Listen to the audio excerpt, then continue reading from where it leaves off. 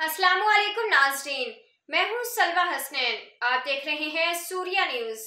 आइए नजर डालते हैं आज की अहम खबरों पर। Jacobabad Niaz Ahmed Banglani social media association Pakistan registered मरकजी चेयरमैन मीर निसार अहमद बलोच। ये एक तंजीम है जो पाकिस्तान में सोशल मीडिया से वाबस्ता अफराद जैसे bloggers, digital marketers, YouTubers, social media activities और दीगर मुतलका प्रोफेशनल्स के हकूक और मफादात की नुमाइंदगी के लिए कायम की गई है। रजिस्टर्ड का मतलब यह है कि ये तंजीम कानूनी तौर पर हुकूमत पाकिस्तान के किसी मुतलका अदारे जैसे securities and exchange commission of Pakistan या सोसाइटीज रजिस्ट्रेशन एक्ट के तहत में बाकायदा रजिस्टर्ड है।